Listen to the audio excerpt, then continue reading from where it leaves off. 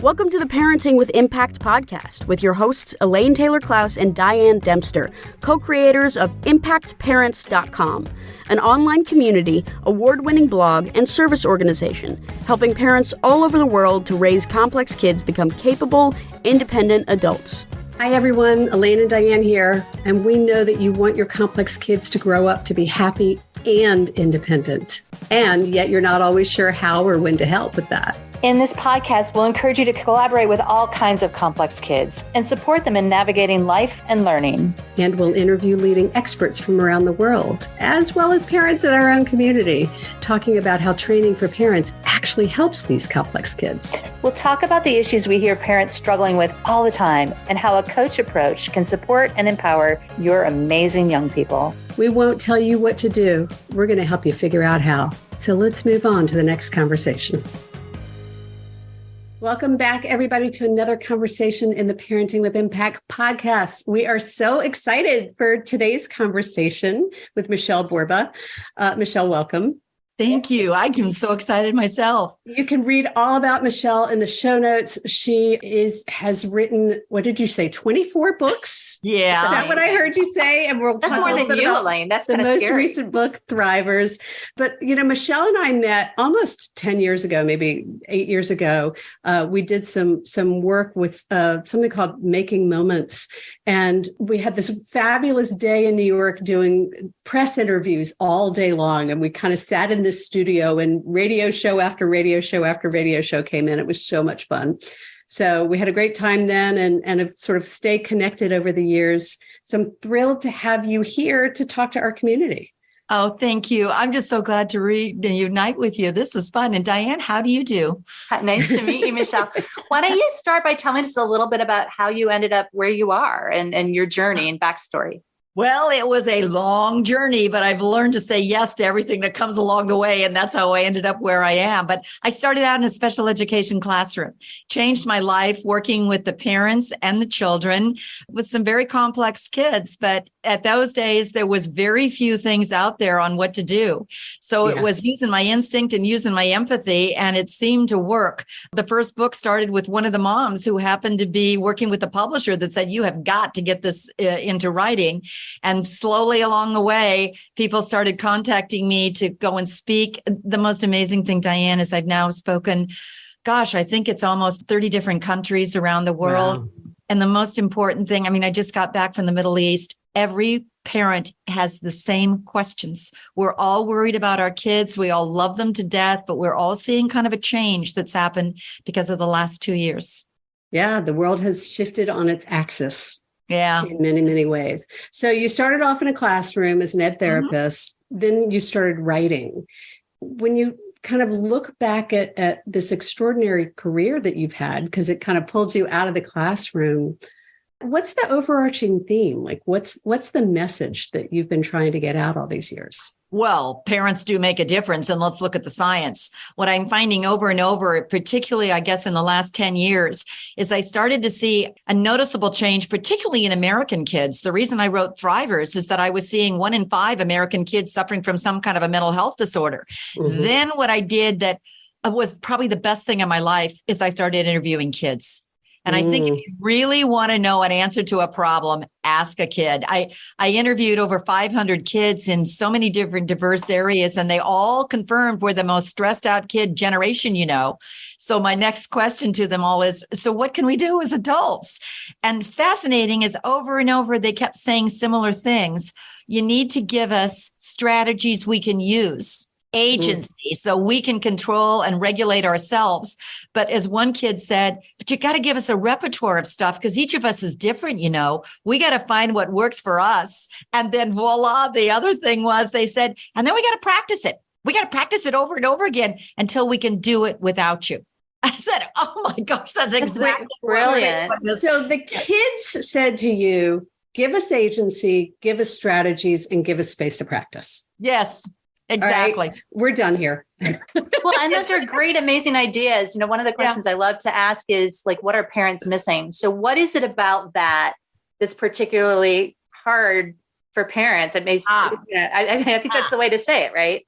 Yeah. Okay. Here's a number of things. And this is the next thing I do besides writing the book is almost every day I'm doing a Zoom or in a speech with parents. And I begin to see first issue is they have resilience wrong. And we all have resilience wrong. There's myths about it and we've got to break. And the number one is it's not one trait. Oh my gosh, she doesn't have resilience. It's made up what I've discovered when I wrote Thrivers. I was trying to look at the evidence of, okay, if kids say they need agency, and we do know that they do, then I began to look at the science and it says it's really 7 strengths that seem to matter most. The next question, the thing that parents go, do they have to have all 7? No, it's a rare adult that has all 7. But the more you have, the better, because they have this superpower combination. So if you put confidence with self-control, or you put empathy with perseverance, you can teach all of those, but it's not one standalone. They sort of multiply each other. The next thing I see over and over again is that, oh, but he's a teen. It's too late. No, it's not too late for an adult either. We got this. I don't care if you're, 99 or 2. It's never too early and it's never too late. Right. The other thing is, but okay, he doesn't need it because he's got a high GPA, or she doesn't need it because she's second born. It's not a combination of IQ or GPA or zip code. It's just teaching certain skills that seem to matter. But back to the kid, what we're doing wrong also is, but I told him that yesterday. He's not doing it today. Right. We're failing impatience, right? Yeah, we're failing to model it ourselves. Where the best way to teach, resilience is made up of strengths, but strengths are made up of skills. What we've got to do is look at our kids and go, what skill does my family need this month or this year or however long it takes? Because some kids, it's going to take quite a while. And let's keep reinforcing the same thing over and over and over and over until the child can finally do it without us. I think that's the ultimate goal of parenting. Yeah. Well, and I want to take us back because I do want you to say what the 7 are. And I have a perspective about this because I think we want to, instead of looking for our kids' strengths, we look for the things that they're not good at. And we want to try to do that thing. So talk about both those things. I am so glad you mentioned that, because once I realized kids were really plummeting, and it isn't just our children. I'm seeing the same trend everywhere around the world. And by the way, it's now 1 in 3 American kids, because a crisis like COVID only amplifies a pre-existing issue. So let's not go blaming COVID that it was the problem starter. It was a problem before. So then it was looking at science. And here's the next thing, Diane, that I think is so fascinating, is that we as parents are failing to recognize there's some science, because it's not in our parenting books. There's some science that's actually been looking at cohorts of children. Think about kids who have overcome war, poverty, sexual abuse, children who have had schizophrenic parents. We're talking about Emmy Warner, Norm Gurmese, Ann Manston, Michael Rudder, just so we have a little credibility. There's a real live researchers that have been looking at these kids for quite a while, and they find that some do overcome. But it has nothing to do with, again, the GPA. It has to do with, I think, 3 things. Number one, it's the people in their lives, or the teachers, or the coaches, or somebody who is a caring champion who refuses to give up on the child. There's nothing more important than the calm connection of an adult to a child. The second thing is a place. These kids have got to have a place to go to, either your home where you can breathe, or the classroom you can breathe, or a boys and girls club you can breathe, someplace that gives you a safety net. The third thing is protective buffers that are learned, like how to calm down or how to problem solve, because there's different kinds of problems. Now, back to your question. So therefore, what are the 7? What I actually did was get myself a huge set of Post-it notes, go through tons and tons of science and say, what are the most common ones that keep coming up that evidence says are teachable, that make a difference? And in no order, the first one was confidence. We'll get back to that. Kids recognize their strengths, and we focus on their strengths, not their deficits or their weaknesses. That is core, because that's the bulk of, I don't care who the kid is. And I got 3 kids. They're as different as night and day. It's Russian roulette on what you get with a kid. So figure out what each kid's strength is and go from there. The second one, we figured this one out from COVID, is empathy or social competence. You do not have to have 50,000 friends, but you have to have a couple of loyal buddies that are there for you, or the ability to learn how to connect with another human being. What happened with COVID? loneliness set in. We're now looking at Right. a loneliness epidemic and depression because we needed connection. Kids need to think we, not me. The third one is self-control. They need to be able to figure out how to regulate themselves. And in some cases, with more complex kids, we're going to have to be the regulator for quite a while. But let's just keep showing them a strategy and helping them until they can finally at least say it or do it without us. Fourth is integrity. It's us inside the kid's head. And there's a reason for it. I discovered, for instance, that first, thrivers think who, not what. That's strengths. Second, thrivers think me, we, not me. That's empathy. Third, thrivers think can regulate, and so put the brakes on impulses. That's self-control. Fourth, they have a strong moral code, because if push comes to shove and maybe there's peer pressure or some other kind of a challenge, who knows what the challenge is, integrity is going to lead them forth. The fifth one is, I love this one, curiosity. Mm-hmm. This is a kid who can think outside the box, and he doesn't have to be Albert Einstein. This is a child who goes, I got this, Mom. He's a problem solver, and he's not always rescued by the parent. He knows that he can find a way to storm his brain and come up with an idea. Here's what else I can do. So thrivers think outside the box. The sixth one is perseverance. That's the harder one, but he goes the whole 9 yards and he doesn't quit. We'll talk about that one in a minute, but that growth mindset, or at least knowing I've got some control over it, matters. The seventh one is what every person in the world needs right now: hope and optimism. There is a silver lining out there so that pessimism doesn't grow and erode your feeling of, oh gosh, I got this. Otherwise, helplessness and hopelessness sets in. Yeah. And that's, I think, what's happening to a lot of kids. Yeah. Yeah, that sense of believing in what's possible, believing in themselves, having people who believe in them. Yep. That sort of encapsulates all that I'm hearing you saying. Yeah, that's exactly it. So there's so many different directions we can go. What I love about where you started in this was this notion that parents make a difference. Mm-hmm. We can facilitate a lot of what you're describing. We can foster confidence. We can teach empathy. We can help them learn to put the brakes on, and all of these things. Sometimes we have kids who say, I've got this in our realm, but they may not got this, right? Yep. So there's that resistance. So will you speak a little bit about how, when you've got a neurodiverse kid, yep, they may not be as responsive to a parent's direction. Yep. Well, because you got other dynamics at play. We got to be very sneaky and crafty on how we instruct our kids so that they feel safe with us. Because fascinating, this is really, again, back to the kids. What do you want your parent to do? What would help you? And one of the things they said over and over again is, just be calm with me. You don't have to say stuff sometimes. Just sit down next to me and put your hand on my back. That'll be fine. That's a 17-year-old kid. So sometimes parents get concerned about the right words. So that's a first thing. Second thing many of kids are saying is, watch how you respond to my mistakes. Because I don't want to disappoint you. Oh, God, that just killed me. I love my parents. I'm so appreciative of what all they do. And the last thing I want to do is disappoint them. And I'm going to make mistakes. But tell me also that I'm more than just a test score. Another child said that. It's all about my grade. How about who I am? So I love it. The first other thing that's so critical is that, look, we just went through and talked about 7 things. And if we're not careful as a group of parents, we're going to be overwhelmed going, oh my God, now what do I do? So don't. Instead, rewind and say, okay, of those 7, which ones are you already doing? Yeah. Of those 7, which ones do your children already have? Or which one do you model? Because whatever you model is more likely to come to you. And then maybe for the next couple of weeks, don't do a thing, but just walk around and observe your kids a little more. Mm-hmm. What's the one thing that they need to be thrivers? What's the one little thing you can tune up? And start with thinking big, but starting small. And then say, that's what I'm going to do every single day for a few minutes a day. Few minutes a day is how we make the difference.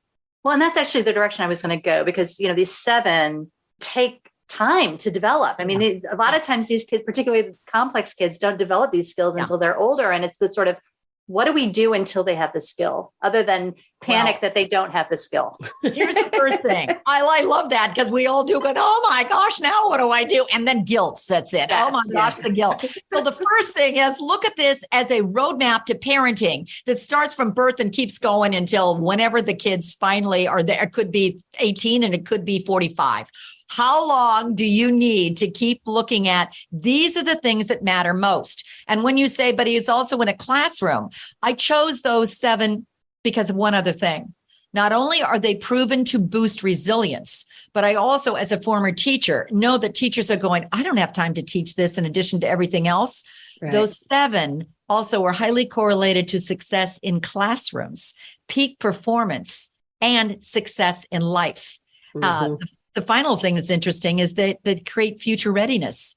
These are the same 7. I just did a paper for ASCD, and they said, can you take those 7 and tell us how they would future-proof a kid? And I started looking at what makes a kid employable when they finally leave us. Those 7 are the ones that keep coming up from employers. So that's a plan that says it's not one or the other. It's not either grades or resilience. They all work hand in hand. We just need one thing to say, here's my roadmap. I'm going to stick to it, but I'm going to take however long it takes and go. Each one of those 7, by the way, is made up of skills. Thrivers is going to give you the skills and the how-tos in each one, but don't you dare go trying all of those or your kid will never let you read another book as long as they live. That's it. Well, and what I love about what you're speaking to is old research that's probably almost antiquated by now based on what you're bringing.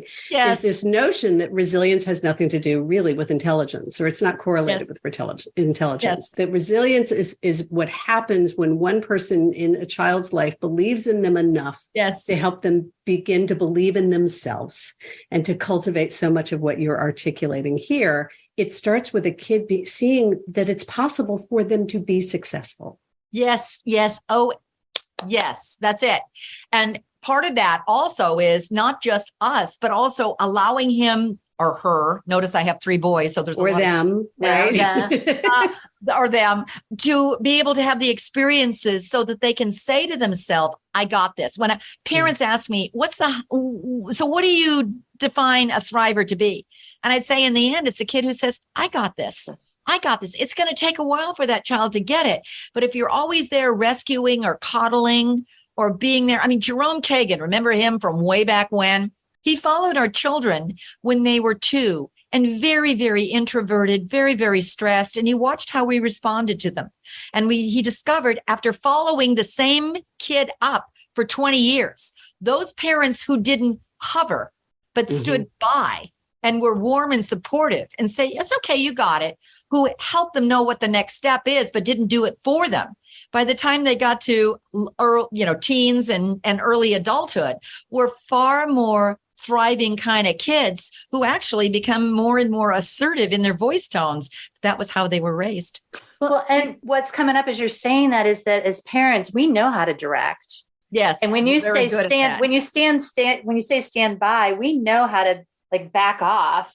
It's and what we work on the most is the in between, right? Because these kids need more help than they want or than they think they need. And it's just sort of how do we step in gently and supportively and not just try to take over and say, oh, I'll do this until you can. Okay, here's the model you use, and you can use it for anything. So parents, stop, listen carefully, look at your child a little closer the following week and say, what's one little skill that is developmentally appropriate that this kid is capable of doing on his own, but he's maybe frustrated with it? What do? I could be making the bed. Number 1, show him how to do it with him. He watches, you show him. I don't care how long it takes for you to show up that he finally gets it. Now do it together. Watch it together so you can reinforce. No, it goes under here, sweetie pie, or just, it could be nothing more than a comforter so he doesn't have to go through the whole process. Now you show me. Once you've done it together and you're pretty sure he's got the steps, you step back and you say, you show me. And once he's got it, you got it, sweetie pie. You're on your own. You keep doing it. And you do that each skill. How long does it take? For some kids, it's a day. For some kids, it's months. However long, you make it appropriate, but you use that as a model because in the end, the child goes, I think mom thinks I can do it. And that's the end of what you're looking for. Well, and what I love about what you're saying is, in our work, it's the collaborative process. It's about collaborating with our kids, getting them taking aim, giving them some agency, and then supporting them in whatever they need. What I want to say to the parents listening whose kids at a point where they were so resistant that they're not even ready for you to show them. Mm-hmm. And we have a lot of parents in our community who come to us where the control games have gotten really deep. Mm-hmm. So what I want to say to those parents, it's the yes, this works. And you may need to spend a little time cultivating the relationship first and building some trust first so that you can ask them, can I show you? And that gives them a sense of agency. Oh, I love that. And here, you know what the other thing we do wrong, just to just piggyback on that one, is parents don't do this all by yourself. Right. There's other people who see that child. And once you are teaching a child or you're working on one little thing, you pass it on. Grandparents are a gold mine. Have grandmother, grandfather, zoom it in or come and visit. He sees a teacher. She sees a teacher. She sees the nanny. She sees the daycare worker. She sees the babysitter. Pass on to at least one other person who can support you, because the more you're on board with another person together, the more that child is going to get it, because he's getting reinforced from other people who also care desperately about him or her. Yeah. Well, so we're starting to wrap it up. I mean, I can't believe this conversation has gone so fast. Michele, what's the best way for people to connect in with you if they wanted to follow up? Oh, thank you. Well, my website is micheleborba.com. One little alert, I'm a 1L Michele, and Borba rhymes with Zorba. So it'll be in the show notes. So just know that it'll be down there. Thank you. That's the best. I'm on Twitter, at Michele Borba, or Instagram at Dr. Michele Borba. But just simply, that's it. There's contact. And your book is called Thrivers. The most recent of many is called Thrivers, and we'll have a link to it in the show notes. Yeah, the last one, Thrivers, the surprising reasons why some kids struggle and others shine. Each chapter is one of those 7 strengths, but each chapter also has the skills, and then each skill is age related. So here's what to do if they're 3 or at a 3-year-old level. Here's what you can do if they're 6 or 8 or whatever. It just keeps on going all the way up. And the reminder for those of you in our community, when we take that 3 to 5 challenge, I love what you said, 3 or at a 3-year-old level, 8 or at an 8-year-old level. So you could have an 11-year-old who's developmentally still at an 8-year-old level on in some areas. So you really want to meet them where they are developmentally, not where they are chronologically. So love that. Great awareness. What didn't we talk about? I mean, is there something else that we missed? What do you want a bottom line? Yeah. The bottom line of what we want to do to wrap this conversation up, or something that we've missed out on. That we want to make real sure simple. I think we need to keep in mind as a group of parents, our children, we need to reimagine parenting for them. And that's because we are raising kids in a different era. It's not our own childhoods. It's a more uncertain, more accelerated, more digitally driven world. They will face challenges and they need to be prepared for them. If we keep that in mind, don't stop helping them do the rest of the stuff, but just slowly add resilience building to help them thrive. It is doable. Research says we've got it, but make it slow and keep on going until your child begins to adopt some of these, as those teens told me, adopt them so we can do them by ourselves. Beautiful, beautiful, beautiful. And so do you have a favorite motto or quote that you want to leave us with? Oh, I think it's absolutely perfect for right now. Never do for your child what your child can do for himself. Awesome. Never do for your child what your child can do for themselves. Beautiful. Michele, thank you. I want to say thank you for being here with us. And I really want to say thank you for the work you've done in the world. You really were a trendsetter and an innovator at a time when Diane and I first started as parents. Part of the reason we created Impact, what was then Impact ADHD, now Impact Parents, is because there was a lot of support out there for kids and not a lot out there for parents. And you were one of those early voices, really speaking to parents and teachers and inviting a different kind of conversation. So thank you for what you've done. Thank you for that. I appreciate it. Everything I've learned is from those parents back in that first special education classroom. Love that. They directed me and I thank them for it. Yeah. The great catalyst for an amazing career and beautiful work in the world. So thank you to those of you who are listening. Thank you, Michele. It's been great to meet you. And for those of you parents that are out there, thank you for everything you're doing for yourself and your kids. At the end of the day, you make the difference. We'll see you on the next show, everyone. Take care. You've been listening to the Parenting with Impact podcast with Elaine and Diane. For more information on the Impact Parents community or to join Sanity School for Parents, please visit impactparents.com. If you like what you've heard, please share this podcast with friends who need similar guidance and subscribe wherever you listen to podcasts. For the essentials of Elaine and Diane's coach approach to parenting, download a free tip sheet at impactparents.com/podcast. Behavior therapy training for parents is actually recommended as a first-line treatment for complex kids. For information about Sanity School, our training program for parents or teachers, which has helped thousands of families around the globe, visit impactparents.com/Sanity School.